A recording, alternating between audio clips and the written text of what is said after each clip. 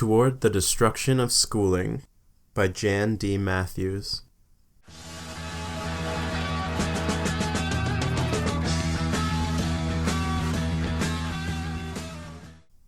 Chapter 1. The Role of Schooling in Society. When examined, answer with questions. Graffiti, Paris, 1968. Most people don't like being told what to do.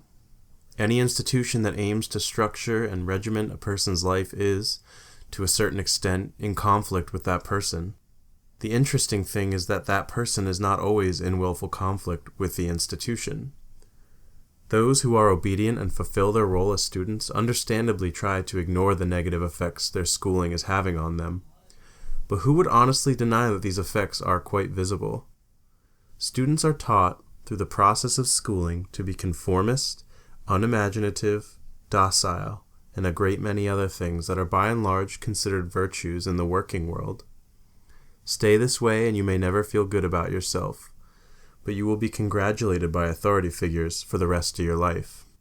I think that the antagonistic feelings that people have towards school reflect what schools are trying to do to you. Our present situation, in which compulsory schooling appears to be so natural, has a historical context. The forces at work and reasons why we spend so much of our lives in school can only be adequately explained from a perspective that looks at schooling historically, in terms of the means employed, and the ends desired, and looks at where these institutional designs leave the individual caught up in school.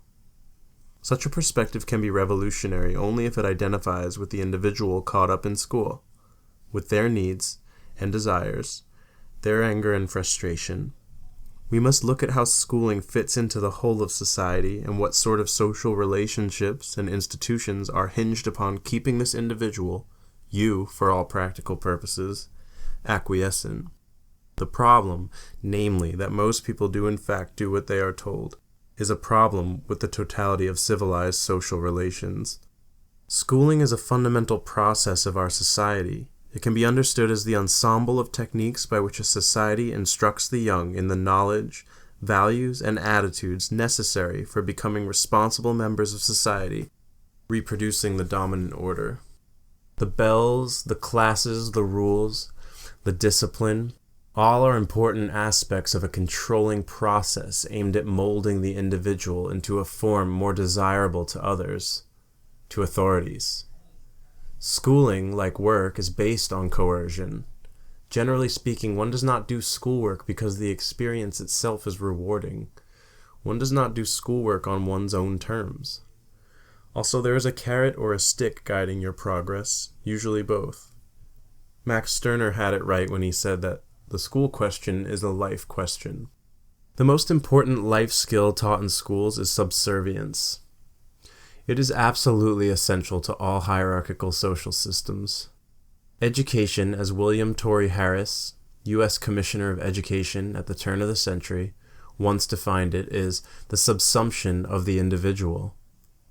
Nobody is absolutely free of social pressures, material forces, outside influences. But it does not follow that we should submit to the ideal of the individual's adjustment to the social terrain, behavior modification administered by the guardians of the Republic. There is an essential tension here. The tension between unique individuals and the social institutions that prevent their self-determination. The necessity of schools is deeply ingrained in the modern psyche. Implicit in the acceptance of any modern political ideology is the assumption that the individual exists to serve the common good, or some higher principle exterior to personal subjectivity. In fact, this seems to be the basis of all ideology, all political systems, all forms of rule. So, proceeding from this assumption, the sufficiently schooled person, the university student, for example, assumes the thinking of a social planner with regard to all political questions. Critical thinking is so discouraged that many are virtually incapable of taking an anti-political stance against all the moral baggage of formal ideology, against the totality of mental production. Alexander Inglis had the following to say about this aspect of schooling. It must be recognized that in American society, each individual must be not merely a law-abiding citizen, but also to some extent a law-making citizen. In a democratic state, social stability rests principally on the internalization of the values behind the rules, the morality behind its reification in law. One can dislike school and still believe in its mythology. Most people do.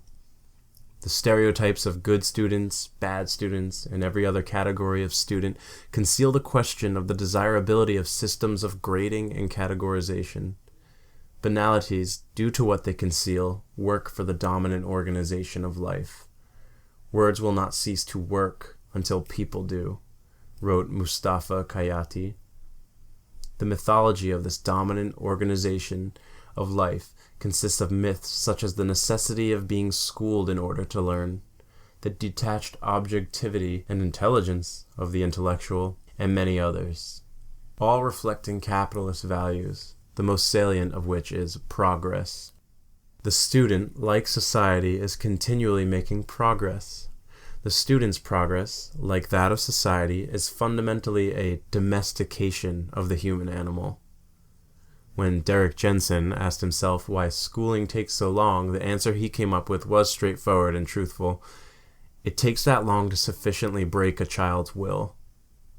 It is not easy to disconnect children's wills, to disconnect them from their own experiences of the world in preparation for the lives of painful employment they will have to endure.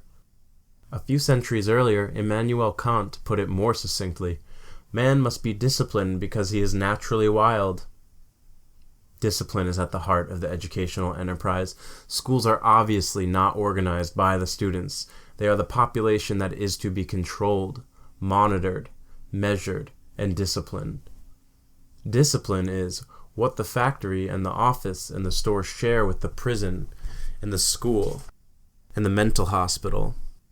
There are certain rules to be followed, and the student is watched at all times to make sure she is conforming. Discipline is essential, but it does not explain all aspects of schooling. Knowledge, the commodity that the school deposits in you or showers you with, is something exterior to the student, who accumulates knowledge in a process beyond her control. Knowledge is power, most commonly to the extent that one can serve the interests of power and secure a comfortable or powerful place in the social order.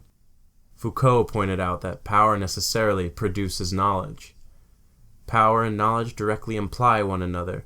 There is no power relation without the correlative constitution of a field of knowledge, nor any knowledge that does not presuppose and constitute at the same time power relations. Highly specialized knowledge of the type that school imparts reflects complex power relations, hinging on extensive hierarchy and division of labor. The increasing importance of schooling in modern society reflects society's increasing totalitarianism, in the sense that more and more human activities are subordinated to and conditioned by the advanced techniques of a technological society whose driving force is capital. It is obvious that any critique of schooling must have within it a critique of the social order of which the schools are a part, and vice versa. Schooling seems to be a positive feedback system. More and more people go through schools, capitalism advances, and more schools are needed to keep people subservient to the bosses.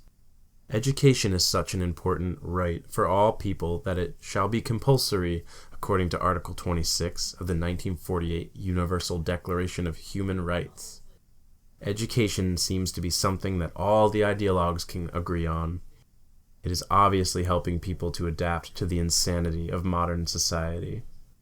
We become automatons, docile bodies, boring, dumb, and monotonous from doing schoolwork with the same characteristics. By and large, students submit to their behavior modification and faithfully reproduce the current social order.